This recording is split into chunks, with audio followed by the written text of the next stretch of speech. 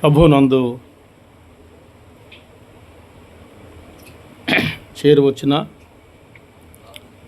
ప్రతి సహోదరునికి సహోదరికి,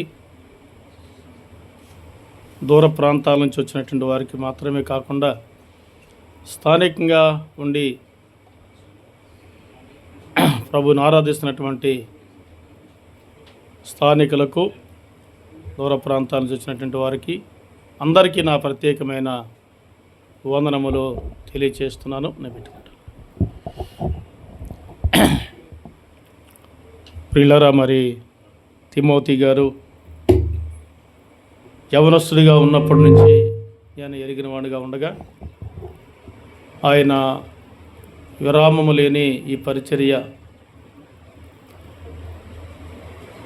జరిగించడంలో మరి ప్రభు వారికి ఇచ్చిన భారాన్ని బట్టి ఆయనకు సహచరులుగా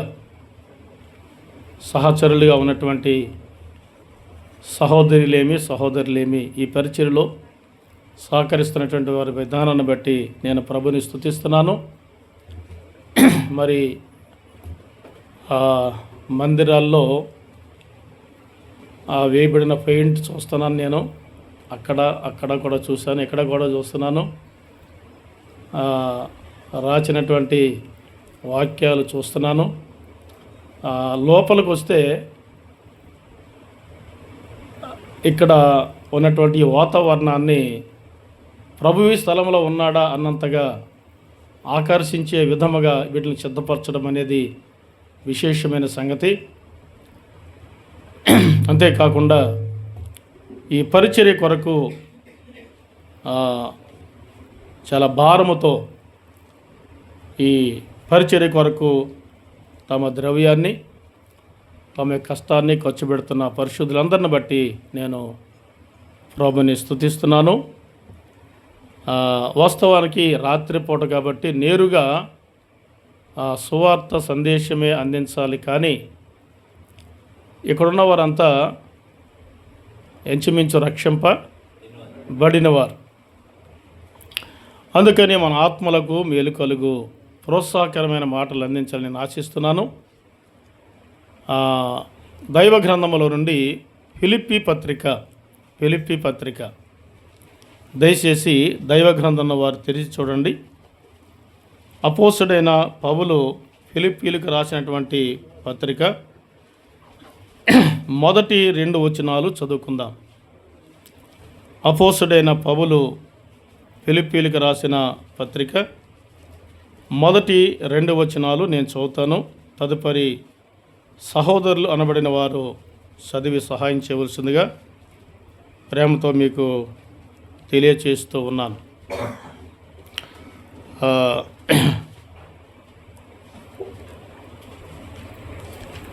ఫిలిప్పీ పత్రిక చూడండి, 1-2 వచనాలు మొదటిగా మనం చదువుకుందాం. ఫిలిప్పీలో ఉన్న క్రీస్తు యేసు నందలి సకల పరిశుద్ధులకును, అధ్యక్షులకును, పరిచారకులకును, క్రీస్తు యేసు దాసులైన పౌలును తిమోతియును శుభమని చెప్పి వ్రాయినది. మన తండ్రియగు దేవుని నుండి, మన ప్రభువగు యేసుక్రీస్తు నుండి మీకు కృప సమాధానమును కలుగునుగాక. ప్రార్థన చేసుకుందాం. సర్వశక్తి గల తండ్రి, మీకు స్తోత్రములు, కృతజ్ఞత వందనములు చెల్లిస్తున్నాం. మా ప్రభువా దేవా, ఈ ప్రాంతాన్ని ప్రేమించి మీ దాసులను ప్రేరేపించి వాక్య సత్యాన్ని, కొత్త నిబంధన యొక్క విధానాన్ని ప్రభువా ఈ ప్రజల మధ్య ప్రకటించడానికి దూరమైన ప్రభువా మరి భారమైన మీ దాసుల హృదయాల్లో మీరు ఇచ్చినటువంటి ఆలోచన మేరకు ప్రభువా మరి స్థలానికి నడిపించి మీరు జరిగిస్తున్న ఈ ప్రత్యేక పరిచర్య కొరకే మీకు స్తోత్రములు చెల్లిస్తున్నాం. దయగల తండ్రి, రాత్రి వీరితో కలిసి అల్పుడైన నేనును మీ పక్షంగా మీ మాటలు మా అందరి హృదయాల్లో ప్రభువా నాయన మీ ఆత్మ సహాయము అనుగ్రహించి మీ మాటలు మాకు వినిపించి మా హృదయాలని బలపరచుదరని ఆశిస్తూ దగ్గర నుంచి దూరం నుంచి వినుచున్న వారికి మేలు కలిగించుదురని మా గొప్ప బోధకుడు, మా ఆత్మల కాపరి, మా రక్షకుడు నైనా యేసుక్రీస్తు నామమున ప్రార్థన చేయుచున్నాము తండ్రి. ఆమేన్. మంచిదండి. దైవ గ్రంథములో నుండి మనము ఫిలిప్పీ పత్రికలో మొదటి 2 వచనాలు మనం చదువుకున్నాం. ఈ రాత్రి మనం ఎనగోరు వర్తమానం యొక్క సారాంశం ఏమంటే, ఒక స్థానిక సంఘానికి ఉండవలసిన లక్షణాలు. చెప్పండి, ఒక స్థానిక సంఘానికి ఉండవలసిన లక్షణాలు ఏముండాలో అనేది దైవ గ్రంథములు ఎంతో తేటగా వ్రాయబడింది. అవి కూడా ఫిలిప్పీ పత్రికలోనే 5 విషయాలు మనం చూడగలం. ఎన్ని విషయాలు? 5 విషయాలు. ప్రప్రదంగా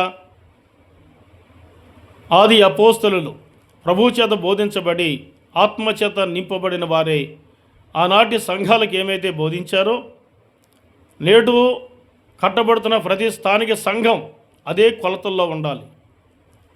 నాకు నచ్చినట్టు ఒకటి, నీకు నచ్చినట్టు మరొకటి కాదు. దేవుడు నాకు చూపించాడు అని ఒక ఆయన కదండి, దేవుడు నాకు చెప్పాడు అనేది మరొక ఆయన. ఇలాగున రకరకాలుగా ప్రభు యొక్క నామాన్ని అడ్డం పెట్టుకుని ఇర్మీయా అంటాడు, నా ప్రజలు నేను పంపకపోయినా వస్తున్నారు అని. కనుక ఎవరికి నచ్చినట్టు వారు బోధించడం అనేది దైవ గ్రంథానికి అనుగుణ్యమైన విషయము కానే కాదు. దైవ గ్రంథములో కొన్ని నియమాలు, కొన్ని కొలతలు దేవుడిచ్చాడు. ఆ కొలతలు అనుసరించే నాడేమి నేడేమి ఇక ముందు కాలంలోనేమి అదే అనుసరించాలి. కానీ ఒక ప్రత్యేకంగా దేవుడు నాకు బయలుపరిచాడని కానీ మాట్లాడాడని కానీ ఏ మనుషుడు జాలడు, చెప్పకూడదు కూడా. కనుక ఫిలిప్పీ పత్రికలో మనము 2 వచనాలు చదువుకున్నాం. ఈ వాక్య భాగములో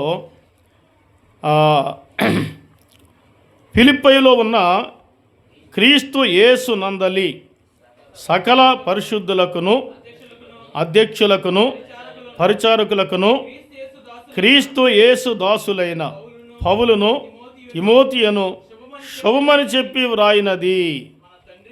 అది అంతవరకు చాలు. శుభమని చెప్పి వ్రాయినది. ఒక మాట చెప్పండి, ఫిలిప్పీలో ఉన్న పరిశుద్ధులు అన్నాడు. ఫిలిప్పీలో ఉన్న పరిశుద్ధులు. ఫిలిప్పీలో మాత్రమే కాదు, సర్వ ప్రపంచంలో ఎవరైనా పరిశుద్ధులు ఉన్నారు అని అంటే వారు క్రీస్తు రక్తములో కడగబడిన వారు మాత్రమే. క్రీస్తు సువార్త వినకుండా, క్రీస్తు రక్తంలో కడగబడకుండా ఈ భూప్రపంచం మీద కదండి, ఈ భూమండలం మీద ఏ మనుషుడు కూడా కించెత్తు కూడా పరిశుద్ధపరచబడ నేరడు లేడు కూడా. మరి ఫిలిప్పీలో పరిశుద్ధులు ఎట్లొచ్చారు అని మనం ఆలోచించాలి. ఫిలిప్పీ పట్టణములో పరిశుద్ధులు ఎలాగ వచ్చారు అని అంటే, సువార్త విని రక్షించబడి పరిశుద్ధపరచబడిన సహోదరులు వారు. రోమపత్రికలు అంటాడు, పంపబడిన ఎడల ఎట్లు ప్రకటించెదరు అన్నాడు. పంపబడాలి, ప్రకటించాలి. ప్రకటించేవారు లేకపోతే వినేవారు ఉన్నారు, జనం ఉండరు. ప్రకటించేవారు లేని ఎడల వారు ఎట్లా విశ్వాసము ఉంచుతారు అన్నాడు. ప్రకటించేవారు లేకపోతే ఎలా విశ్వసించుదురు అన్నాడు రోమపత్రికలో. ఇప్పుడు ఈ ఫిలిప్పీ పట్టణంలో సువార్త ప్రకటించిన భక్తులు ఎవరో క్లుప్తంగా చూద్దాం. ఈ పత్రికలోనే సంఘ సత్యానికి అనుగుణమైనటువంటి మాటలు 5 సంగతులు మనం మొదటిగా నేర్చుకుందాం. చూడండి, ఫిలిప్పీ పట్టణంలో సువార్త ప్రకటించినటువంటి సువార్తికులు లేక అపోస్తులు ఎవరు అని మనం గమనిస్తే, అపోస్తుల కార్యముల గ్రంథానికి రండి. పత్రికల యొక్క సారాంశాన్ని మనం ఎరగాలి అంటే అపోస్తుల కార్యముల గ్రంథమే పత్రికల యొక్క వివరణకు ముఖద్వారం. ఒక రాజు కోటలో ప్రవేశించాలంటే ఏం చేయాలి? ఒక ద్వారబంధం ఉంటుంది, దాన్ని సింహద్వారం అంటారు. సింహద్వారం తెరవబడకుండా రాజు కోటలో ప్రవేశించలేము. కనుక పత్రికల యొక్క సారాంశం ఫిలిప్పీ పత్రిక ఏమి, ఎఫెసీ పత్రిక ఏమి, తెస్సలోనిక పత్రికలు ఏమి కదండి, కొలస్సే పత్రిక ఏమి, పత్రికల యొక్క సారాంశం ఎక్కడుందంటే అపోస్తుల కార్యాల గ్రంథంలో ఉన్నాయి. అపోస్తుల కార్యముల గ్రంథము పత్రికల యొక్క ముఖద్వారం. పత్రికల గురించి తెలుసుకోవాలంటే మనం ఎక్కడికి వెళ్ళాలంటే అపోస్తుల కార్యాల గ్రంథంలోనికే వెళ్ళాలి. ఇప్పుడు మనము అపోస్తుల కార్యముల గ్రంథం 16వ అధ్యాయం చూద్దాం. చూడండి, 16వ అధ్యాయం. 16వ అధ్యాయంలో ఫిలిప్పీ పట్టణంలో ప్రకటించబడిన సువార్త ప్రకటించిన వారు ఎవరో మనం చూద్దాం. మొదటిగా అపోస్తుల కార్యముల గ్రంథం 16:1 చూడండి. 16:1 పౌలు దెర్బేకును లుస్త్రాకును వచ్చెను. అక్కడ తిమోతి అను ఒక శిష్యుడు ఉండెను. గుర్తుపెట్టుకోండి, ఒకటి పౌలు అనే మాట మనం చూస్తున్నాం, రెండవది తిమోతి అనే మాట మనం చూస్తున్నాం. ఇక్కడ ఇద్దరు వ్యక్తులు కనిపిస్తున్నారు. రెండవదిగా మనం ఇక ఆలోచన చేసినట్లయితే 11వ వచనం చూడండి. దానికి ముందుగా 16వ వచనం చూద్దామా. 16వ వచనం, మేము ప్రార్థనా స్థలములకు వెళ్ళుచుండగా హుతోను అను దెయ్యం పట్టినదై సోద చెప్పుడు చేత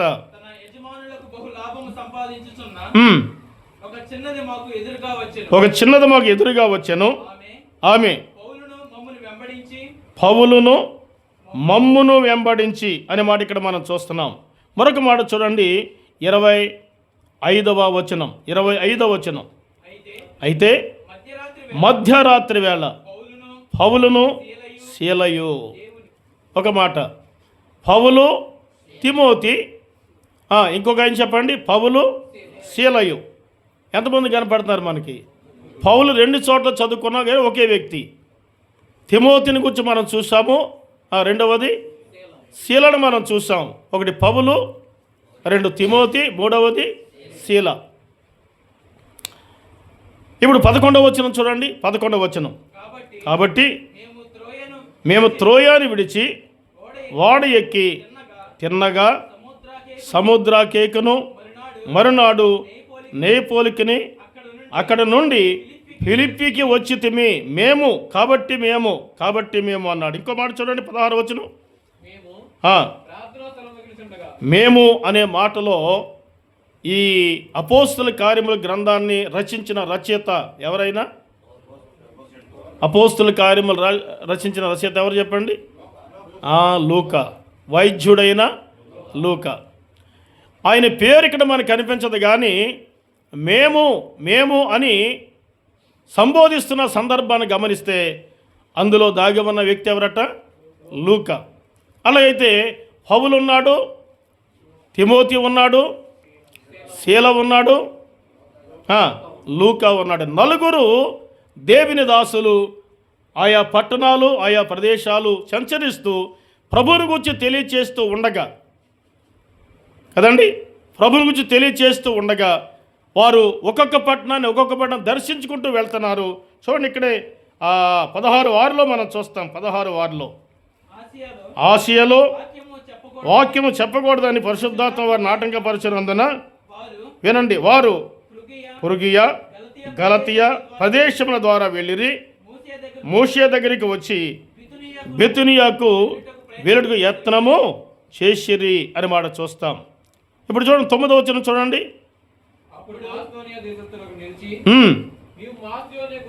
వచ్చి సహాయం చేయమని నన్ను వేడుకొనుచున్నట్టు రాత్రి వేళ పౌలునకు దర్శనము కలిగెను. 10వ వచనం,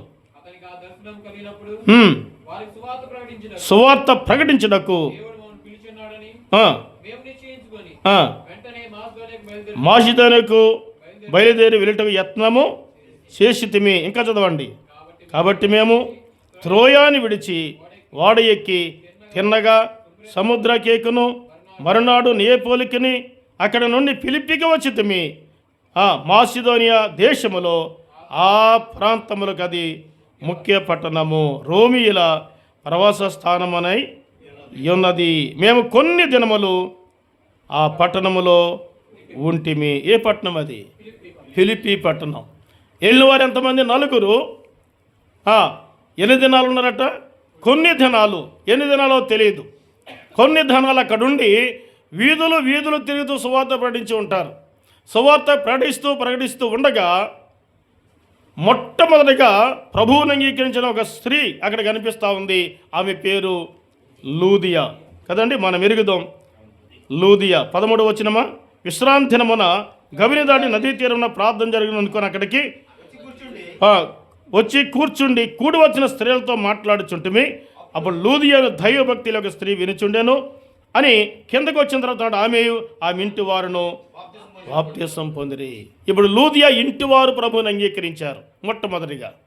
చూడండి, వీరు సువార్త ప్రకటిస్తూ వెళుతున్న సందర్భంలో పౌలును శీలను పట్టుకొని బాగా కొట్టి జైల్లో పెట్టారు. అర్ధరాత్రి వేళ వాళ్ళు పాటలు పాడుతుండగా జైలు గోడలు కదిలిపోయి గడియలు ఊడిపోయి ఖైదీలందరూ బయటికి వచ్చి పౌలు శీల యొద్ద కూర్చుని ప్రభు మాటలు వినుచు ప్రభు పాటలు పాడుతూ ఉండగా జైలు అధికారి పరిగెత్తుకుని వచ్చి అందరూ పారిపోయారు, ప్రభుత్వం నన్ను శిక్షిస్తుందని చెప్పి తను చంపుకొని పోతా ఉంటే పౌలు అన్నాడు. చూడండి, ఇక్కడ ఆ మాట మనం చూస్తాం. 28 అండి. అప్పుడు పౌలు, నువ్వు ఏ హానియో చేసుకొనవద్దు, మేమందరం ఇక్కడనే ఉన్నామని బిగ్గరగా చెప్పాను. తర్వాత జరిగిన విషయం చూడండి, 31వ వచనం. 30 చూద్దాము. వారిని వెలుపలికి తీసుకుని వచ్చి, అయ్యలారా, రక్షణ పొందుటకు నేనేమి చేయవలనెను.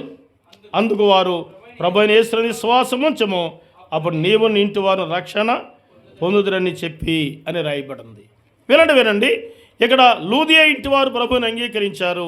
చెరసాల నాయకుని ఇంటివారు కూడా ప్రభువుని అంగీకరించారు. మరొక మాట మనం ఆ మధ్యలో చూద్దాం. చూడ 16వ వచనం. మేము ప్రార్థన సమయం వెళ్ళుచుండగా పుతూన దైవ పట్టినదే సోదు చెప్పటి చేత తన యజమానులకు బహులాభం సంపాదించిన యొక్క చిన్నది మాకు ఎదురుగా వచ్చెను. ఆమె పౌలును మమ్మును వెంబడించి, ఈ మనుషులు సర్వోన్నతులైన దేవుని దాసులు, వీరు మీకు రక్షణ సువార్తను ప్రచురించేవారినై ఉన్నారని కేకలు వేసి చెప్పాను. ఆమె అలాగూ అనేక దినములు చేయుచుండెను కనుక పౌలు వ్యాకుల పడి దాని వైపు తిరిగి, నీవు ఈమెను వదిలి పొమ్మని యేసు క్రీస్తు నామమున ఆజ్ఞాపించుచున్నానని ఆ దయ్యముతో చెప్పాను. వెంటనది ఆమెను వదిలి పోయెను. ఇప్పుడు పుతోననే దయ్యం పడ్డ చిన్నది కూడా ప్రభువుని అంగీకరించింది. ఇలా వినండి, ఎన్ని కుటుంబాలు అవి? ఎన్ని కుటుంబాలండి? 3 కుటుంబాలు వాళ్ళు మాత్రమే. ఎన్ని కుటుంబాలు? 3 కుటుంబాలు వాళ్ళు మాత్రమే. పెద్ద పట్టణంలో కొన్ని దినాలు సువార్త ప్రకటించగా 3 కుటుంబాలు మాత్రమే ప్రభువు నమ్ముకున్నారు. ఒక్కొక్కరుగా నమ్ముకున్న కుటుంబాలు ప్రభువులోకి నడిపించారు. 3 కుటుంబాలు మాత్రమే ప్రభువుని నమ్ముకున్నారు. వినండి, మేము 3 కదా, మా కుటుంబాలు 3 కదా, మేమేమి కూడుకోము, మేమేమి ఈ సంఘానికి అభివృద్ధికి కారణంగా ఉండగలమని ఎవరింట్లో వాళ్ళే కూడుకున్నవారు కాదు. ఎవరింట్లో వాళ్ళు కూడుకున్నవారు కాదు. వారందరూ ఒక సంఘంగా కూడి చెప్పండి ప్రభుని ఆరాధించడం ప్రారంభించారు. 40 వచ్చిన చూడండి, 16:40 వెలుపలికి వచ్చి లూదియా ఇంటికి వెళ్ళిరి. అక్కడ సహోదరులను చూసి, చాలండి, పౌలు శీల అలాగే తిమోతి లూకా వారు నమ్మిన దేవుని పిల్లలను ఆదరించి ఆ శ్రమల్లో శోధనలో ఆ బాధలో వాళ్ళని ఆదరించి ప్రభుని సేవిస్తూ ఉండండి, ప్రభు మీకు సహాయం చేస్తాడని వారిని అక్కడ ఉంచి వారు ఇంకా ముందుకి వెళ్ళిపోయారు. ఈ 3 కుటుంబాల వారు మేమేం చేయగలమలే అనుకుని వెనకంజ వేసిన వారు కారు. ఈ 3 కుటుంబాల వారు ప్రభువు కొరకు నిలిచి పనిచేస్తూ ఉండగా ఆ పరిచర్య ఎలా విస్తరించిందనంటే అసలు వాళ్ళు ఎలా చేశారో జ్ఞాపకం చేసుకుందాం. చూడండి, ఇప్పుడు మన ఫిలిప్పీ పత్రిక వద్దాం. ఫిలిప్పీ పత్రికలో ఆ విషయాలు మనము జ్ఞాపకం చేసుకుందాం. చూడండి, ఇక్కడ 4వ అధ్యాయములో 3వ వచనం చదువుతారా? 3వ వచనం. అవును, నిజమైన సహకారి ఆ స్త్రీలు క్లెమెంతుతోనూ నా ఇతర సహకారులతోనూ సువార్త పనిలో నాతో కూడా ప్రయాసపడిన వారు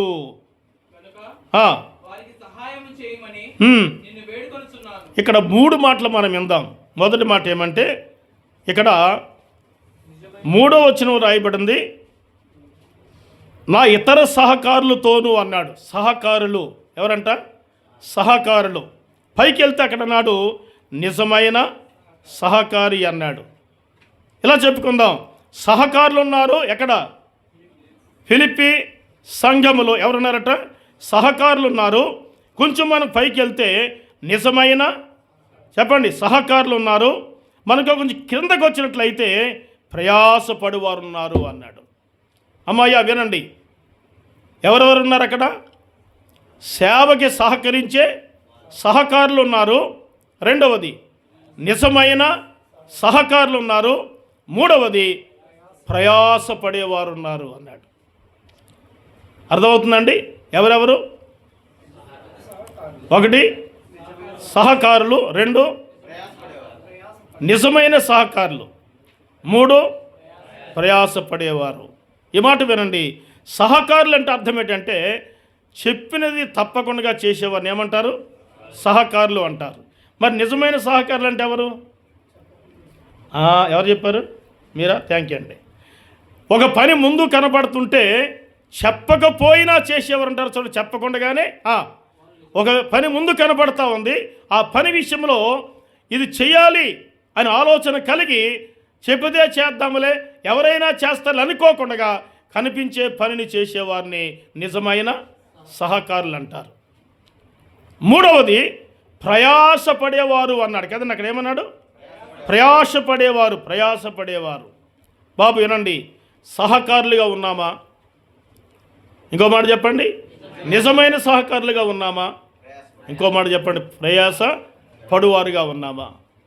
మన ఉద్యోగం కొరకు, వ్యాపారం కొరకు, వ్యవసాయం కొరకు, మన పొట్ట కొరకై, మన ఆదాయం కొరకై, మన అవసరాల కొరకై ఎంత శ్రమిస్తామో మనకి తెలుసు. మన కుటుంబ అవసరాల కొరకు, మన ఆస్తులు కూడగట్టుకోవడానికి, మన సంపదను పెంచుకోవడానికి ఎంతైనా మనం ఏం చేస్తామంటే ప్రయాస పడుతూనే ఉంటాం. కానీ దేవుని పని విషయానికి వచ్చినప్పటికీ చెప్పండి, తప్పించుకొని పోతూ ఉంటాం. అందరూ కాదు, కొందరు చూస్తూనే పోతారు, తప్పించుకుంటూ పోతారు. కానీ దేవుని వాక్యం చెప్తుంది, ఫిలిప్పి సంఘములో ఆ 3 కుటుంబాలు వాళ్ళు కలిసి కూడుకుంటూ ఉంటుండగా చెప్పండి, ఆ 3 కుటుంబాల్లో నుండే వచ్చిన వారు ఎవరంట? సహకారులు, నిజమైన సహకారులు, ప్రయాసపడువారు. ప్రయాసపడేవారు. ఈ సంఘములో ఇటువంటి పరిచయం జరుగుతూ ఉండగా సత్యవాక్యం కొరకే, సత్య సిద్ధాంతం కొరకే దేవుని ప్రకటించడానికి ఆ 3 కుటుంబాలు నిలిచి పనిచేయగా ఒక బ్రహ్మాండమైన సంఘం కట్టబడింది. బ్రహ్మాండమైన సంఘం కట్టబడింది. ఇప్పుడు చూడండి, ఫిలిప్పి పత్రికలకు మనం వద్దాం. 1వ అధ్యాయము 1వ వచనం. ఫిలిప్పీలో ఉన్న క్రీస్తు యేసు నందలి సకల పరిశుద్ధులకును అధ్యక్షులకును పరిచారకులకును. ఈ మాట వినండి, ఈ సంఘములో ఎవరెవరు ఉన్నారట? పరిశుద్ధులంటే జనరల్ అందరం పరిశుద్ధులమే. సువార్థికులేమి, పెద్దలేమి, పరిచారకులేమి, అందరూ పరిశుద్ధులే. కానీ ఇక్కడ పరిశుద్ధులలో నుండి ప్రత్యేకించబడి కొందరు ఉన్నారు. ఎవరా కొందరంటే పరిచారకులు ఉన్నారు. ఎవరెవరు చెప్పండి? పరిచారకులు ఉన్నారు. ఇంకెవరున్నారట? అధ్యక్షులు ఉన్నారు అన్నాడు. సంఘానికి ముఖ్యంగా పరిచారకులు అవసరం. సంఘానికి ముఖ్యంగా అధ్యక్షులు సహకరించి భారం కలిగినటువంటి బాధ్యత కలిగిన వారు కూడా అవసరం. కొలదిలోని ఆ సంఘము విస్తరించి చెప్పండి ఎక్కువ మంది పరిశుద్ధులు కలిగి ఉన్న సంఘంగా కనబడతా ఉంది. ఆ పరిశుద్ధులలో నుండి పరిచారకులు వచ్చారు. పరిచారకుల్లో నుండి ఆ సంఘ నాయకులు కూడా, పెద్దలు కూడా ఏర్పాటు చేయబడ్డారు. అందుకని చెప్పాడు ఇక్కడ చూడండి, సకల పరిశుద్ధులకును. ఎవరట వాళ్ళు? సకల పరిశుద్ధులకును అనే మాట గమనిస్తున్నాం. నమ్మిన దేవుని పిల్లైన మనము ఈనాడు పెద్ద పెద్ద సంఘాలుగా కట్టబడిన ఏ సంఘమైనా ప్రారంభంలో 2 లేక ముగ్గురే. నిరుత్సాహపడకూడదు. ఇద్దరు లేక ముగ్గురే. కాకినాడలో ఒక పెద్ద సంఘం ఉంది, చాలా పెద్ద పరిచర్య. ఆ సంఘ ప్రారంభంలో ఆయన చెబుతాడు, ముగ్గురు సోదరీలటండి. 3 కుటుంబాలు కాదు, 3 కుటుంబాలు కాదు. ఎంతమంది? ముగ్గురు సోదరీలతో ఆ సంఘ ప్రారంభం జరిగిందట. ఈవేళ వేల మంది ఉంటారు అక్కడ, వేల మంది. పిల్లరా వినండి, ఆ ముగ్గురు స్త్రీలు నిరుత్సాహపడితే ఈవేళ వేల సంఘం కట్టబడుతుందా? మాట్లాడరే, కట్టబడదు. కనుక ఫిలిప్పీలో కూడా 3 కుటుంబాల వాళ్ళు, వాళ్ళకంటే మంచివాళ్ళు, వాళ్ళకంటే ఎక్కువే 3 కుటుంబాలు, వాళ్ళ ముగ్గురే 3 కుటుంబాల వాళ్ళు. కనుక ఈ 3 కుటుంబాల వాళ్ళు నిలిచి పనిచేశారు, ప్రయాసపడుతున్నారు, సహకరిస్తున్నారు. 2 నిజమైన సహకారులుగా ఉన్నారు. 3వది సేవ కొరకే ప్రయాసపడుతున్నారు. ఉద్యోగమో, వ్యాపారమో, వ్యవసాయమో చేసుకుంటూ మిగిలిన సమయంలో, ఖాళీ చేసుకుని ప్రభు పని కొరకు ప్రయాసపడుతుండగా ఒక దివ్యమైన సంఘం కట్టబడింది. ఆ సంఘములో చెప్పండి, సంఘం పరిశుద్ధులతో నింపబడింది. 2వది పరిచారకులతో నింపబడింది. 3వది పెద్దలతో ఏర్పాటు చేయబడింది. ప్రియులారా, దేవునికి పని విషయంలో మనము ఆసక్తి కలిగిన వారుగా ఉంటే ప్రభు తప్పనిసరిగా ఆ పనిని వృద్ధి పొందిస్తాడు కదండి. నాటువానులైనను నీరు పోయేవానులని ఏమీ లేదు, కానీ వృద్ధి కలుగు చేయు దేవునిలోనే అన్నాడు. నాటేది సహజమే, నీరు పోసేది సహజమే, కానీ దేవుడే వృద్ధి చేస్తాడు. ఆ పరిచర్య కొరకు ప్రయాసపడే వారంగా ఉండాలి అన్నాడు. ఇప్పుడు ఈ సంఘ వివరణ మీకు అందించాను. ఈ సంఘంలో ఉన్నటువంటి 5 ప్రాముఖ్యమైన లక్షణాలు మీకు జ్ఞాపకం చేస్తాను. చూడండి, 1వ అధ్యాయం 1వ వచనం చదువుకుందాం. ఇప్పుడు ఈ పౌలు ఈ పత్రిక రాస్తున్నాడు, రోమా జైలు నుండి పత్రిక రాస్తున్నాడు. రాస్తూ ఫిలిప్పీలో ఉన్నటువంటి సంఘాన్ని ఉద్దేశించి మీరు ఏమై ఉన్నారు, మీరు ఎలాగ ఉన్నారని వారిని ఉద్దేశించి రాస్తున్నాడు పౌలు. దేవుడు ఆత్మచేత నింపబడి ఏమైనా రాశాడో చూడండి. మొదటిగా 1 ఫిలిప్పీలో ఉన్న క్రీస్తు యేసునందలి సకల చెప్పండి పరిశుద్ధులు. అక్కడ ఎవరున్నారట? పరిశుద్ధులు ఉన్నారు అనే మాట గుర్తుపెట్టుకోండి. పాడుదామా కీర్తన? పరిశుద్ధ పరిశుద్ధ పరిశుద్ధ ప్రభువా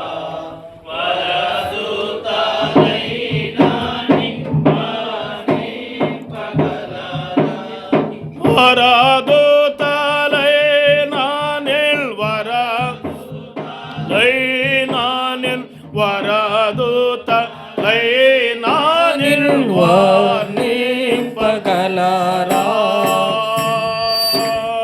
పరిశుద్ధ పరిశుద్ధ పరిశుద్ధ ప్రభువా వరదూత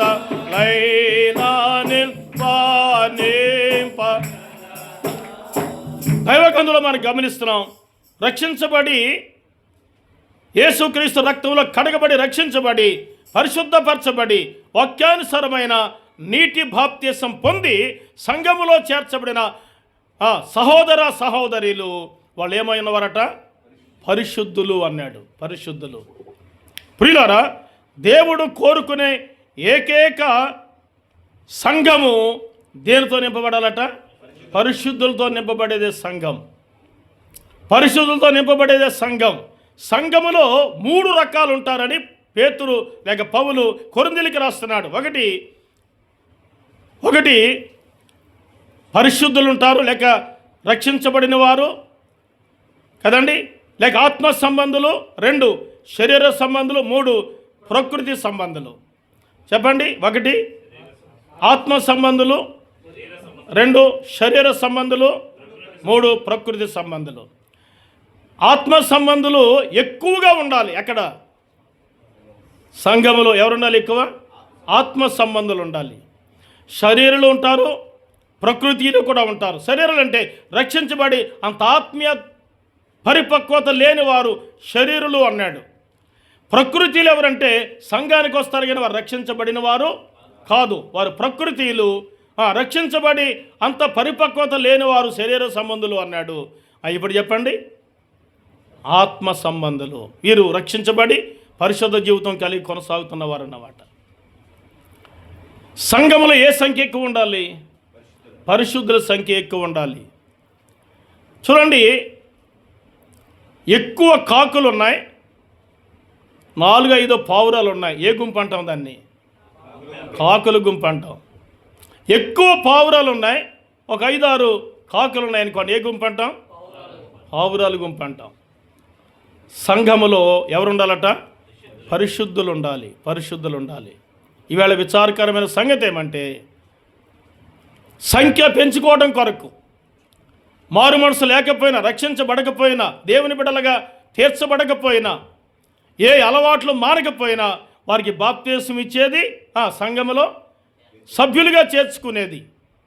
బాప్తీసం ఇవ్వటం, సంఘంలో సభ్యులుగా చేర్చుకోవటం. విచారకరమైన సంగతి ఏమంటే, కొన్ని సంఘాల్లో బాప్తీసం ఎలాగిమ్మంటారని అడుగుతారట. 3 రకాలు. అమ్మా, ఎలాగిమ్మంటారు అని ఎవరిని అడుగుతారు? ఎద్దునడి ఎవరైనా గంట కడతారండి? ఎలాగిమ్మంటారు అంటే, ఒకటి నీటిలోకి వెళ్ళి పొందేది, రెండవది కుమ్మరింపు బాప్తీసం, కుమ్మరింపు, మూడవది సిలకరింపు. ఒకటేమో నీటిలో ముంచబడుట, రెండేమో కుమ్మరించబడుట, మూడోది ఏమంటే సిలకరింపు, సిలకరించుట.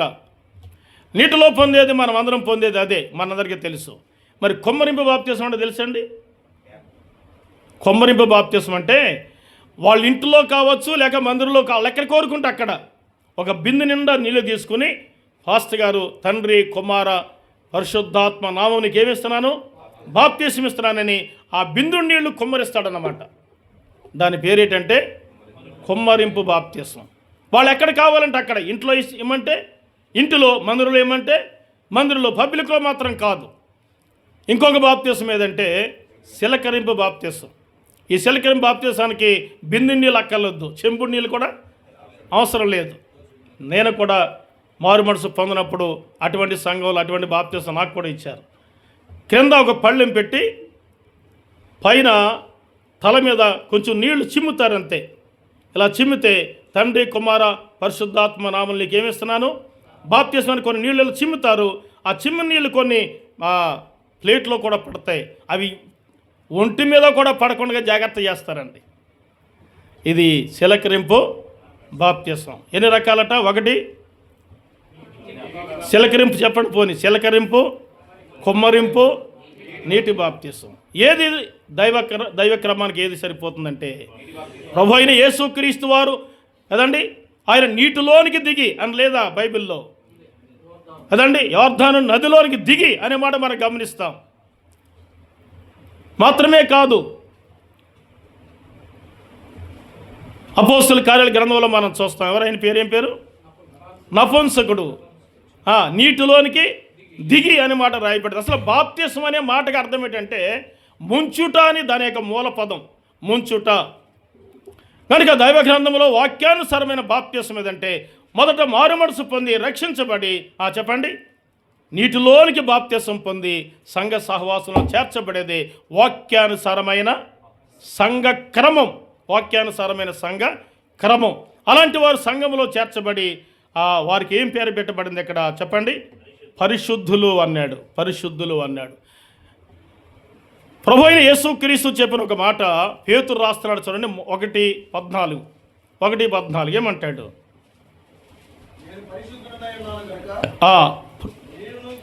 ప్రభు అయిన దేవుడు చెప్పిన మంచి మాట చెప్పాడు. ఏమనంటే, నేను పరిశుద్ధునై ఉన్నాను గనుక మీరును ఏమై ఉండాలి? పరిశుద్ధులై ఉండుడి. చుట్టా, బీడి, సిగరెట్టు, సినిమా కదండి, డ్రామాలు, నాటకాలు ఇక మొదలైన వాటిని మానుకొని మీరు ఎలా ఉండాలి? పరిశుద్ధులుగా ఉండండి అన్నాడు. ఈవేళ పరిశుద్ధతకి అర్థం లేని బోధలు లోకంలో ఉన్నాయి. ప్రజలు కూడా వాటిని అనుసరించడం మనం చూస్తూ ఉన్నాం. ఒకటి, నేను పరిశుద్ధుని కనుక మీరేమై ఉండాలంటే పరిశుద్ధులై ఉండుడి అన్నాడు. తెస్సలోనికీయులకు రాసిన మొదటి పత్రిక 4వ అధ్యాయం చూడండి, 3వ వచనాన్ని చదువుకుందాం. ఏమంటాడు అక్కడ? మీరు పరిశుద్ధులగుటియే అనగా మీరు జారత్వమునకు దూరముగా ఉండుటియే దేవుని చిత్తము. చదవండి. కానీ మీలో ప్రతివాడును దేవుని ఎరుగని అన్యజనుల వలె కామాభిలాషియందు కాక పరిశుద్ధత యందును ఘనత యందును తన ఘటమునెట్లు కాపాడుకొనవలెను ఎరిగియుండుటియే దేవుని చిత్తమనే మాట గమనిస్తున్నాం. బాబు అమ్మ వినండి. కలవరి సిలువలో ప్రభువైన యేసుక్రీస్తు మానవ కోటి అంతటి పాప పరిహారార్థమై మన కొరకు రక్తాన్ని చిందించింది, ప్రాణాన్ని బలిపెట్టింది కదండి. చనిపోయి సమాజపడి తిరిగి లేచింది దేని కొరకంటే ఆయన రక్తము ద్వారా మనల్ని పరిశుద్ధపరచుడు కొరకు, ఆయన రక్తం ద్వారా మనల్ని విమోచించడానికి, పరిశుద్ధులుగా చేయటానికి, పరలోక రాజ్య వారసులుగా చేయటానికి ఆయన సంఘం అనే శరీరములో పరిశుద్ధులుగా సంఖ్యలో చేర్చటానికి. కనుక యేసుక్రీస్తు రక్తము ద్వారా విమోచించబడి రక్షించబడిన వారే సంఘ సభ్యులుగా చేర్చబడిన వారు. వారికి పెట్టబడిన పేరే చెప్పండి పరిశుద్ధులు అంటే. ప్రభు అన్నాడు, నేను పరిశుద్ధును కనుక మీరేమై ఉండాలి, పరిశుద్ధులుగా ఉండాలి అన్నాడు. తెస్సలోనికి రాస్తూ పౌలేమన్నాడు, మీరు పరిశుద్ధులు ఒకటి దేవుని చిత్తమని చెప్పి కింద అన్నాడు, పరిశుద్ధతను మీరు ఏం చేయాలి, కాపాడుకోవాలి అన్నాడు.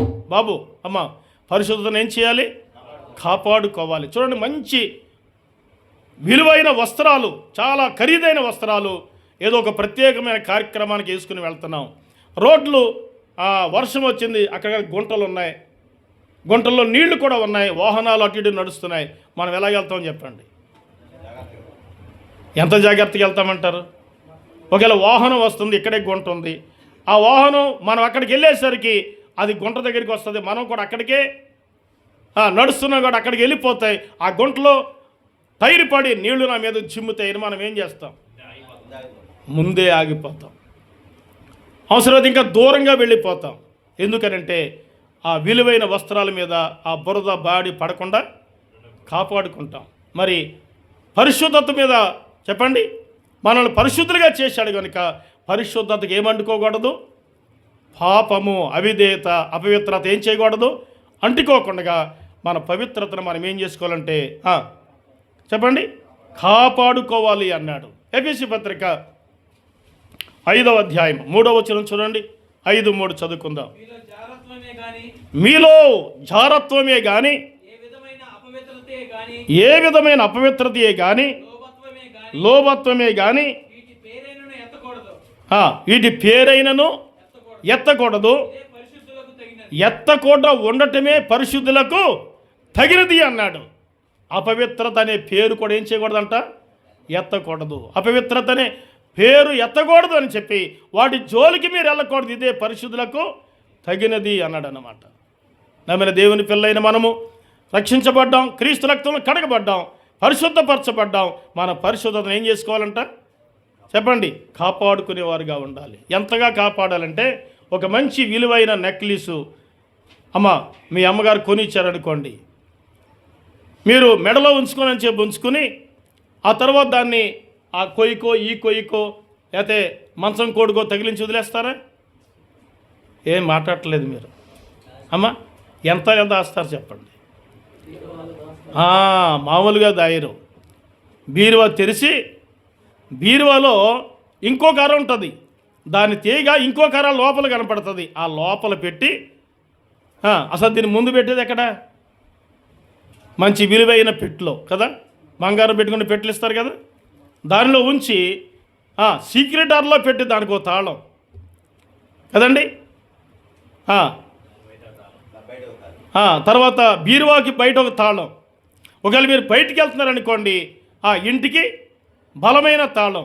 ఇవన్నీ పోగా పక్కింటి ఆవిడ చెప్తారు, పిన్ని నేను ఊరు వెళ్తాను కొంచెం జాగ్రత్త, ఓసారి మా ఇంటి వైపు కొన్నేసి ఉంచు. ఎందుకు ఈ కొన్నంతా? ఇల్లు అట్టుపోతారని కాదు, ఇంటిలో ఉన్న బంగారు వస్తువు మీద మనకేముంది, ఆలోచన ఆశ ఉంది. కనుక ఒక వస్తువును మనం ఎంతగా కాపాడుకుంటామో అంతకంటే విలువగా మనకున్నటువంటి పరిశుద్ధతను ఏం చేసుకోవాలి చెప్పండి, కాపాడుకునేవారుగా ఉండాలి. కనుక ఫిలిప్పీలో ఉన్నటువంటి సంఘాన్ని గురించి పౌలు ఒక మాట చెప్పాడు, ఏమనంటే ఫిలిప్పీలో ఎవరున్నారంట, పరిశుద్ధులు ఉన్నారు. సంఘం అంటే ఎవరితో నిండింది, పరిశుద్ధులతో నిండింది. చెప్పాను కదండి, పరిశుద్ధులు ఉంటారు, శరీరులు ఉంటారు, ప్రకృతిలు కూడా ఉంటారు. కానీ ఏ సంఖ్య ఎక్కువ ఉండాలి? పరిశుద్ధుల సంఖ్య ఎక్కువ ఉండేదే. దాన్ని ఏమన్నారు? పరిశుద్ధులతో నిండిందే సంఘం. ఈవేళ సంఖ్య పెంచుకోవడానికి మారు మనసు లేని వారిని, అలవాట్లు మారిన వారిని, లోకంలో తిరిగే వారిని సంఘంలో చేర్చుకోవడం నేను తప్పని చెప్పడం లేదు. సంఘ సభ్యులు ఎంతసేవారంగా ఉండకూడదు. పరిశుద్ధపరచబడిన వారు ప్రత్యేకంగా క్రీస్తు శరీరమైన చెప్పండి సంఘంగా చేర్చబడిన వారిగా ఉన్నారు. వారే పరిశుద్ధులు. కాబట్టి ఫిలిప్పీలో ఉన్న సంఘానికి పౌలు ఎలాగన్నాడు? ఫిలిప్పీలో ఉన్న పరిశుద్ధులు అన్నాడు. ఫిలిప్పీలు ఎవరున్నారట? పరిశుద్ధులు ఉన్నారు అని చెప్పాడు. అది మొదటి మాట. సంఘము పరిశుద్ధంగా జీవించాలని ప్రభు చెప్పిన మాట మనం గమనిస్తున్నాం. ఒక మాట చూడండి, హెబ్రీ పత్రిక 12వ అధ్యాయము 14వ వచనం. అందరితో సమాధానమును పరిశుద్ధతయు కలిగి ఉంటకు ప్రయత్నించుడి. అందరి మాట వినాలి. పరిశుద్ధత లేకుండా ఎవడునో ప్రభువుని చూడలేడు. అమ్మాయ్య వినండి, పరిశుద్ధత లేకుండా ప్రభుని చూడలేడు అనే మాట గమనిస్తున్నాం. ఈవేళ ప్రభుని చూడని ఆశ ఉంది, మోక్షం వెళ్ళని ఆశ ఉంది. కానీ పరిశుద్ధత లేకపోతే అది సాధ్యము కాదు అని గుర్తుపెట్టుకోవాలి. పిల్లరా గమనించండి, మహిమలో చేర్చబడాలి, ప్రభుతో ఉండాలంటే యేసు రక్తములో కడగబడాలి. లేదా ఆరని అగ్ని, తీరని బాధ, యుగయుగాలు, తరతరాలు షావు లేక, శాంతి లేక, దివారాత్రులు మానవుడు బాధపడవలసిన వాడిగా ఉన్నాడు. కనుకనే మత్తయి సువార్త 5:8 ఇలా చెప్పాడు. చూడండి, మత్తయి సువార్త 5:8 ఏమంటాడు? ఎవరటండి? హృదయ శుద్ధి అంటే పరిశుద్ధత.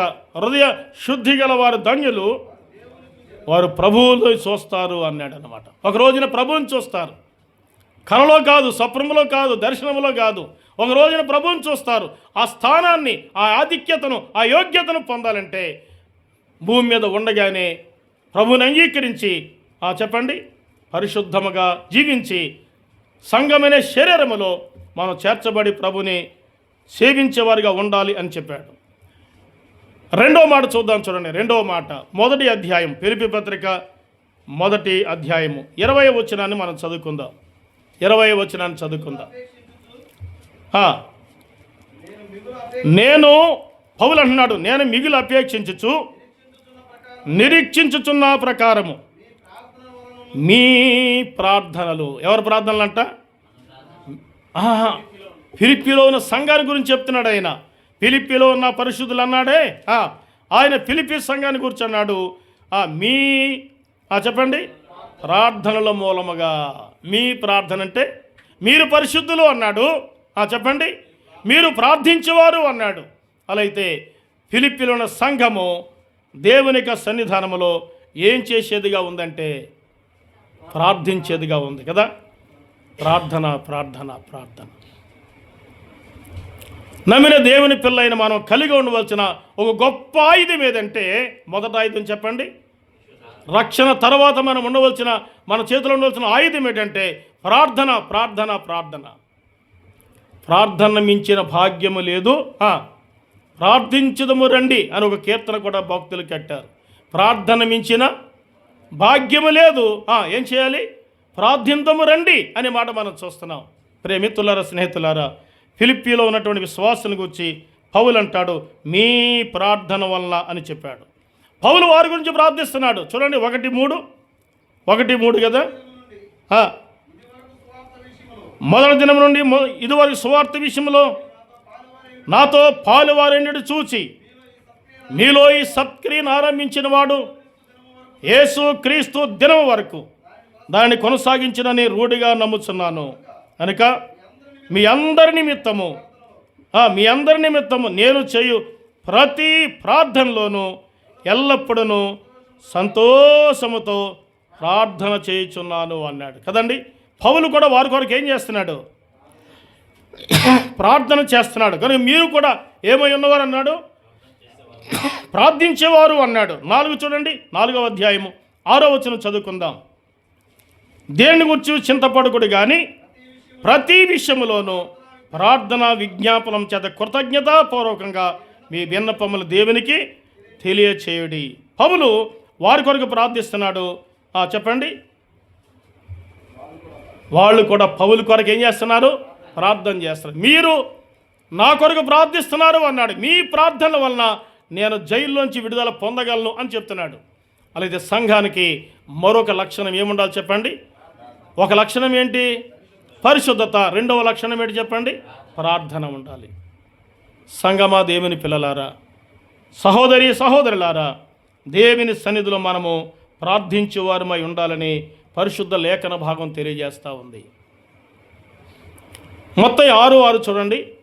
మత్తయి సువార్త 6:6. మత్తయి సువార్త 6:6. నీవు అంటే ఎంతమంది? ఒక్కరే. నీవు ప్రార్థన చేయనప్పుడు నీ గదిలోనికి వెళ్ళి తలుపు వేసి రహస్యముందున నీ తండ్రికి ప్రార్థన చేయము. వ్యక్తిగతమైన ప్రార్థన. అమ్మా, ఏ ప్రార్థన ఇది? వ్యక్తిగతమైన ప్రార్థన. ఎలా వినండి సోదరులు, ఒకవేళ మీరు హౌస్ వైఫ్గా ఇంట్లోనే ఉంటే పిల్లలు స్కూల్కి వెళ్ళొచ్చు, భర్త ఉద్యోగమో వ్యాపారమో వ్యవసాయానికో వెళ్ళొచ్చు. ఖాళీగా కూర్చుని ప్రక్కింటి వారితో కబుర్లు చెప్పుకోవడం కాదు, కానీ తలుపు వేసుకొని మోకాళ్ళు వేసుకొని కదండి స్కూల్కి వెళ్ళే పిల్లల కొరకు, డ్యూటీకో వ్యాపారానికో వ్యవసాయానికి వెళ్ళిన భర్త కొరకు, స్థానిక సంఘం కొరకు, నశించిపోతున్న గ్రామంలో ఆత్మల కొరకు ఏం చేయాలి? ప్రార్థన, ప్రార్థన, ప్రార్థన. ప్రార్థన అది నీ కుటుంబానికి మేలు, ప్రార్థన నీ సంఘానికి మేలు, నీ ప్రార్థన నీ గ్రామానికి మేలు అని మనం చూస్తూ ఉన్నాం. తిమోతి పత్రిక చూడండి, పౌలు ఏమంటాడో ఒక మాట చదువుకుందామా? తిమోతికి రాస్తూ పౌలు చెప్పే మాట మనం చూస్తాం. మనం ఏం కలిగి ఉండాలంట?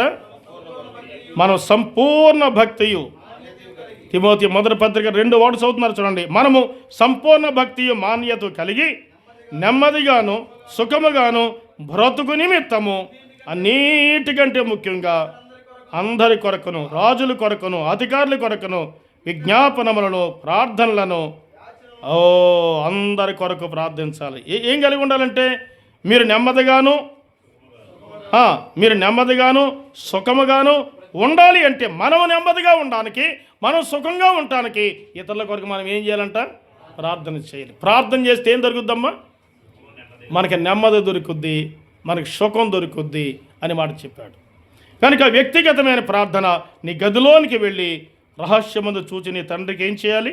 ప్రార్థన చేయాలి అన్నాడు. అపోస్తుల కార్యముల గ్రంథం 12వ అధ్యాయం 5వ వచనం చూడండి. 12:5.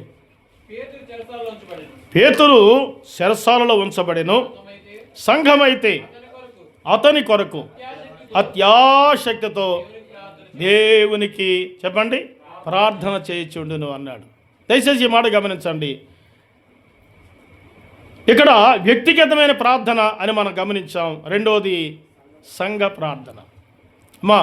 చాలాసార్లు వ్యక్తిగతంగా ప్రార్థించే సోదరులుగా ఉండవచ్చు నిజమే, కానీ సంఘ ప్రార్థన మనం ఏం చేయకూడదు? నిర్లక్ష్యం చేయకూడదు. ఇంట్లో చేసుకుంటున్నాను కదా, ఇంట్లో నేను ఎక్కువ ప్రార్థనలో ఉంటున్నాను కదా అని నీ ఇంటిలో చేసుకునే ప్రార్థన అడ్డం పెట్టుకుని సంఘ ప్రార్థన ఏం చేయకూడదు? నిర్లక్ష్యం చేయకూడదు. సంఘముతో కలిసి చేసే ప్రార్థన అది చెప్పండి బలమైనది. అదేనంట 3 పేటలతో ఏం కాదంట, తెగిపోదు అనే మాటకు అర్థం ఏంటంటే 2 ముగ్గురు కదండి. మత్తయి సువార్తలో ఏం చెప్పాడు? 2 ముగ్గురు ఎక్కడ కూడి అనే మాట చెప్పాడు. ఒకరికంటే 2, 2 కంటే 3, ఇక ఎంతమంది అయినా కావచ్చు. ఆమేన్ అని ఎంతమంది అయితే అంటారో అంత బలమైన ప్రార్థన చెప్పండి ప్రభు సన్నిధికి చేరుతుంది. కనుక సంఘ ప్రార్థన మనం ఎన్నడూ నిర్లక్ష్యము చేసేవారిగా ఉండకూడదని లేఖన భాగం తెలియజేస్తూ ఉంది. ఎన్నో విషయాలు ఉన్న సమయభావాన్ని బట్టి మనం దాటిపోదాం. 2 మాటలు మీకు జ్ఞాపకం చేశాను. 1, సంఘము కొనవలసిన 5 లక్షణాల్లో మొదటి లక్షణం ఏమంటే సంఘము పరిశుద్ధులతో నింపబడాలి. మొదటి మాట. రెండవది సంఘము ప్రార్థనతో నిండిందై ఉండాలి. సంఘము సభ్యులందరూ కూడా ప్రార్థన ప్రార్థన ప్రార్థన. సంఘములో చేరిన మనమందరము ప్రార్థన అనుభవం గలవారమై ఉండాలి. ఒకవేళ ప్రార్థిస్తే ఏం జరుగుద్దంటే మనకి నెమ్మది కలుగుద్ది, మనకి సుఖము కలుగుద్ది అనే మాట మనం గమనిస్తున్నాం. కనుక తప్పక ప్రభు యొక్క సన్నిధిలో మనం ఏం చేయాలంటే చెప్పండి అమ్మా, చెప్పండి, ప్రార్థించేవారుగా ఉండాలి. సంఘముతో కలిసి మనం ప్రార్థించే అనుభవం చాలా విశేషమైందని లేఖన భాగం ద్వారా మనం గమనిస్తున్నాం. 3వ మాట చదువుదాం, చూడండి. 3వ మాట ఫిలిప్పీ పత్రిక 3వ అధ్యాయము 3వ వచనం. 3వ అధ్యాయం 3వ వచనం ఏమంటాడు? అందరూ తీసుకోండి. ఎందుకనగా శరీరమును ఆస్పదము చేసుకొనక దేవుని యొక్క ఆత్మ వలన ఆరాధించుచు, చాలండి, దేవుని యొక్క ఆత్మను ఆరాధించుచు మనమే అంటాడు కింద భాగంలో, మనమే మనమే మనమే.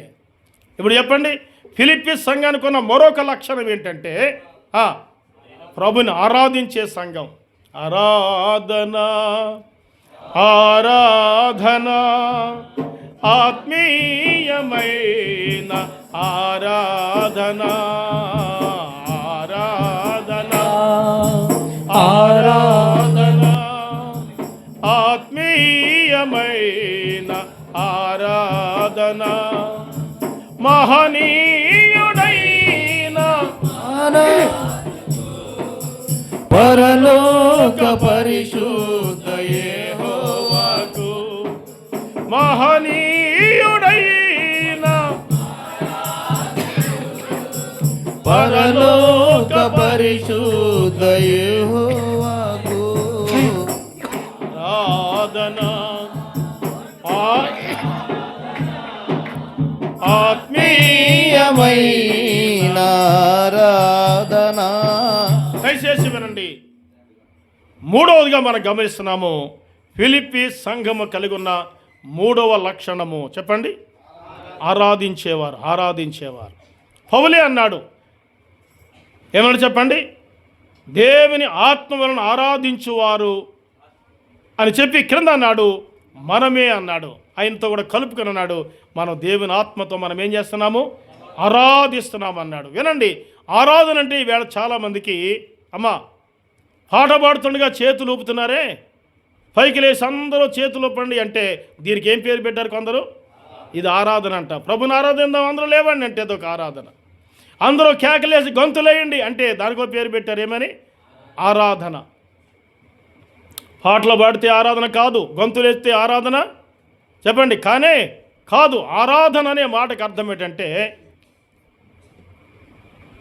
ప్రభువుని ఆరాధించడానికి పాత నిబంధన కాలంలో ఒక ఎద్దుని, ఒక గొర్రెను కదండి, ఒక మేకను, బలి పశువును తీసుకుని వచ్చి రెండుగా ఖండించి దాని తలను మొండమును వేరు చేసి ప్రభువుని ఏం చేసేవారు?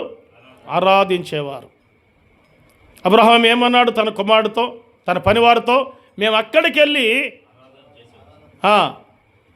వెళ్ళి ఆయనకి మ్రొక్కి మరలా వస్తాము అన్నాడు. మ్రొక్కుట అనే మాట, ఆరాధించుట అనే మాట ఇంగ్లీషులో వర్షిప్ అనే మాట కనబడుతుంది. ఆరాధన అనే దానికి అర్థం ఏంటంటే ఒక బలి పశువు ఉండాలి, బలి పశువు నుండి చిందించబడిన రక్తం ఉండాలి. అదే నిజమైన ఆరాధన, అదే నిజమైన ఆరాధన. చెప్పండి, ప్రభువైన యేసుక్రీస్తు వారు ఏమన్నారు? ఆయన ఒక రొట్టెను పట్టుకుని ఏమన్నారు? ఇది నా శరీరము, దీన్ని తీసుకోండి. ఆయన ఒక పాత్రను పట్టుకుని ఇది నా రక్తము, మీరు దీన్ని తీసుకోండి అన్నారా లేదా? లూకా సువార్తల మాటలు చూస్తాం.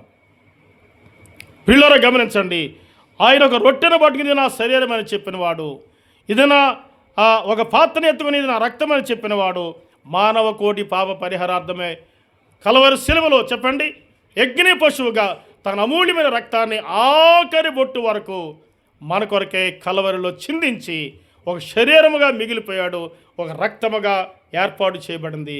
అదే నిజమైన చెప్పండి ఆరాధన, తండ్రికి అందించిన ఆరాధన. ప్రభువైన యేసుక్రీస్తు చెప్పిన మాట, ఇదిగో నా శరీరము, ఇదిగో నా రక్తం అని ఆయన ఒక గిన్నె మొదటిగా, రెండవ పాత్ర మొదటిగా మనకి అందించాడు. ఈ రెండూ లేకుండా ఆరాధనని పేరు పెట్టడానికి అర్హత, ఆధిక్యత, అవకాశము లేదు ప్రియులారా. ఆదివారము ఆరాధించాలి అంటే ఆదివారం ఆరాధనలో ప్రభు యొక్క శరీరాన్ని సూచించే ఒక రొట్టె మన ముందు ఉండాలి, ప్రభు యొక్క రక్తాన్ని సూచించే పాత్ర మన మధ్య ఉండాలి. ఈ రెండూ లేకుండా దానికి ఏం పేరు పెట్టకూడదు? ఆరాధన అనకూడదు. చాలా కూటాలు ఉన్నాయి బైబిల్లో. సువార్త కూటం ఉంది, ప్రార్థన కూటం ఉంది, వాక్య కూటం ఉంది. ఏ పేరైనా పెట్టుకోవచ్చు, కానీ రొట్టె విరిసే కార్యక్రమం ఆదివారం లేని దానికి చెప్పండి, ఆరాధన అనటానికి అవకాశం లేదు ప్రియులారా. యోహాను సువార్తలో ప్రభు అయిన యేసుక్రీస్తు వారు చెప్పిన మాట చదువుకుందాం. యోహాను సువార్త 4వ అధ్యాయం 22వ వచనం. 4:22 బాగా చదవండి. మీరు మీకు తెలియని దానిని ఆరాధించువారు, మేము మాకు తెలిసిన దానిని. ఇక్కడ 2 మాటలు గమనించాలి. 1 తెలియని ఆరాధన, 2 మీరు ఏ ఆరాధన చేస్తున్నారు? చాలామంది దినాల్లో ఏం చేస్తున్నారో తెలియకుండానే దానికి ఏం పేరు పెట్టారు? ఆదివారం ఆరాధన అని చెప్పి పేరు పెట్టారు. ఆదివారం ఆరాధన అనే పేరు పెట్టాలి అంటే ప్రభు యొక్క శరీరానికి, ఆయన రక్తానికి పోలికగా, గుర్తుగా జ్ఞాపకం చేసుకోవడానికి మన మధ్య చెప్పండి వధించబడిన పశువు యొక్క కళేభారము, దాని నుండి చిందించిన రక్తము 2 కనిపిస్తేనే కానీ ఆరాధన అంటానికి అవకాశము ఎలాగూ లేదో, ఒక రొట్టె పాత్ర లేకుండా ఆరాధన అంటానికి అవకాశము చెప్పండి లేనే లేదు. అందుకని ప్రభు అయిన యేసుక్రీస్తు అన్నారు ఇక్కడ, మేము మాకు తెలిసిన దాన్ని ఏం చేస్తున్నాము? ఆరాధిస్తున్నాం. మీరైతే మీకు తెలియని దాన్ని ఏం చేస్తున్నారు? ఆరాధిస్తున్నారు అన్నాడు. ప్రియులారా, ఈవేళ 2 రకాలైన ఆరాధనలు. తెలిసి చేసేవారు కొందరైతే, తెలియక చేసేవారు మరికొందరు. నేను మరలా చెప్తున్నాను వినండి, ఆదివారము ఆరాధన అంటే అక్కడ ప్రభు యొక్క శరీరాన్ని సూచించే ఒక రొట్టె ఉండాలి, ప్రభు యొక్క రక్తాన్ని సూచించే పాత్ర ఉండాలి. ఈ 2 లేకుండా ఆరాధన దానికి పేరు పెడితే అది తెలియకే చేస్తున్నారు అని మనం గమనించవలసిన వారిగా ఉన్నాం. ఎంత స్పష్టంగా చెప్పాడో చూడండి. మరి ఏ ఆరాధన దేవుడు ఇష్టపడుతున్నాడు చూడండి, అక్కడే కదా. ఇంకా కింద చదువుతారా? అయితే 3వ మాట చెప్పాడు ఇక్కడ, యథార్థముగా ఆరాధించేవారు ఆత్మతోనూ సత్యముతోనూ ఆరాధించుచున్నారు అన్నాడు. యథార్థమైన ఆరాధన ఆత్మతో సత్యముతో. ఏ ఆత్మ? పరిశుద్ధాత్మని తోడు చేసుకుని చెప్పండి. సత్యం అంటే దేవుని వాక్య సత్యాన్ని అనుసరించు ప్రభువుని ఆరాధించేది నిజమైన ఆరాధనని మనం గమనిస్తున్నాం. ఈ ఆరాధన అనుభవాన్ని ఎవరు కలిగి ఉన్నారట? ఫిలిప్పీ సంఘం కలిగి ఉన్నారు. 1 పరిశుద్ధంగా జీవించే సంఘము, ప్రార్థన చేసే సంఘము, ప్రభుని ఆరాధించే సంఘము అన్నాడు అన్నమాట. ఇక 4వ మాట చూడండి, 4వ అధ్యాయము 15వ వచనాన్ని చదువుకుందాం. 4:15 బాగా చదవండి.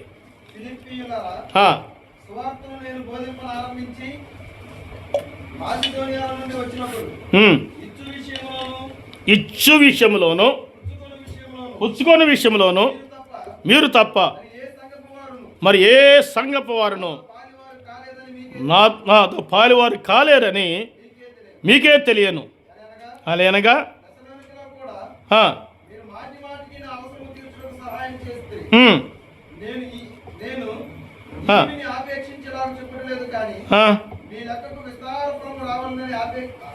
ఆపేక్షించి చెప్పుచున్నాను. చాలు చాలండి, ఇక్కడ ఒక మాట గమనిస్తే చాలు. ఇచ్చి విషయంలో మీరు తప్ప అన్నాడు.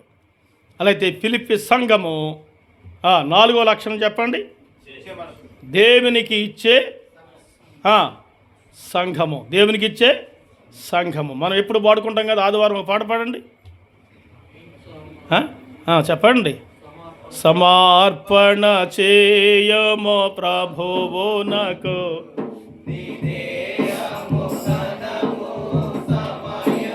నో సమర్పణ చేయము ప్రభువునకు నీ దేహము.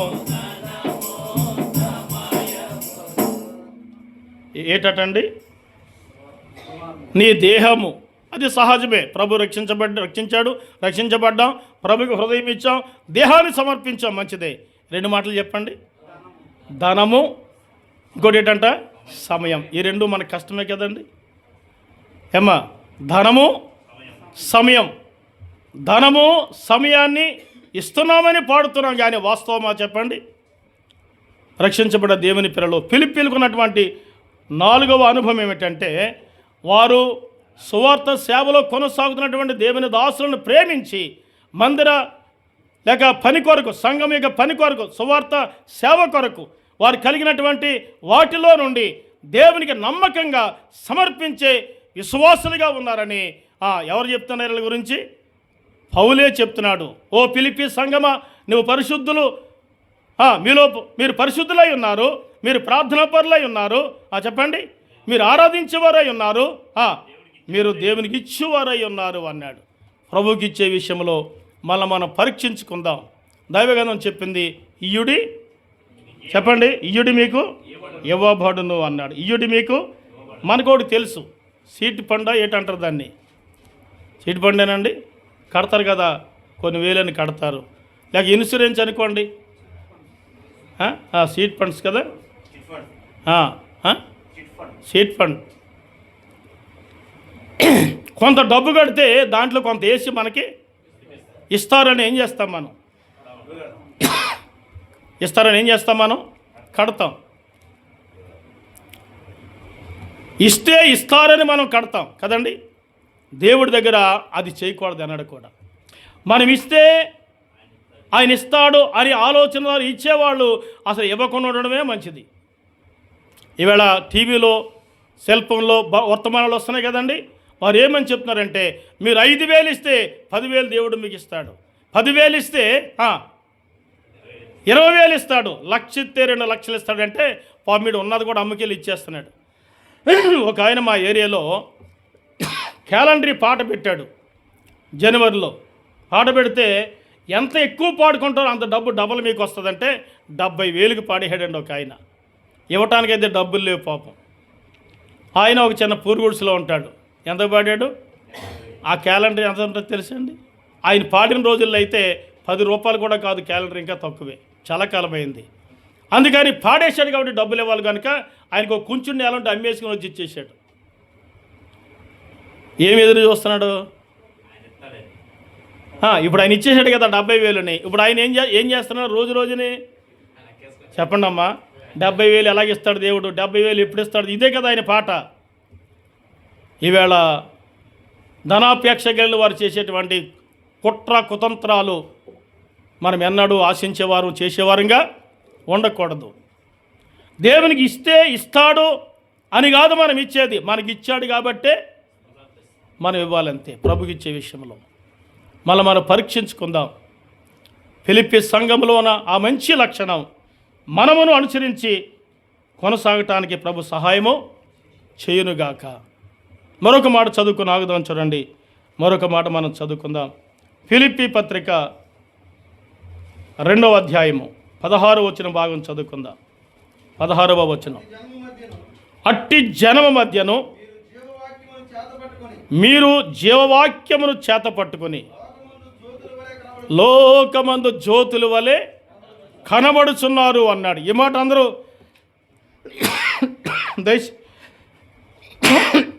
గమనించండి. 2వ అధ్యాయం 16వ వచనంలో చెప్పాడు, మీరు అట్టి జనం అంటే పైన కొంత చెప్పాడు. ఏమనంటే వక్ర జనాంగం మధ్య మీరు నిరపరాధులను, నిష్కళంకులను, అనిందులై ఉన్న దేవుని కుమారులగినట్లుగా సణుగులను సంశయాలు మాని సమస్త కార్యములు చేయడి. అట్టి జనం మధ్య మీరు జీవవాక్యమును చేతపట్టుకుని లోకమందు జ్యోతుల వలె కనబడుతున్నారు అన్నాడు. అమ్మా, ఈ మాట వినండి. జ్యోతుల వలె కనబడుతున్నారంటే అర్థం ఏంటి? దేవుని కొరకు సాక్షిగా జీవిస్తున్న చెప్పండి సంఘం, ప్రభు కొరకు సాక్షిగా జీవిస్తున్న సంఘం. ఏ సంఘం అది? ఫిలిప్పీ సంఘం. ఫిలిప్పీ సంఘం అట దేవుని వాక్యాన్ని చేతపట్టి లోకంలో జ్యోతుల వలె కనబడుతున్నారంటే మంచి సాక్ష్య జీవితాన్ని కలిగిన సంఘం ఫిలిప్పీ సంఘం అని పౌలు సాక్ష్యం ఇస్తున్నాడు. ఎందుకంటే ఏం కావాలి చెప్పండి? ఈ 5 విషయాలు మనం ప్రతి స్థానిక సంఘంలో ముఖ్యంగా చెప్పండి కలిగి ఉండాలి. 1, పరిశుద్ధులుగా ఉన్న సంఘం.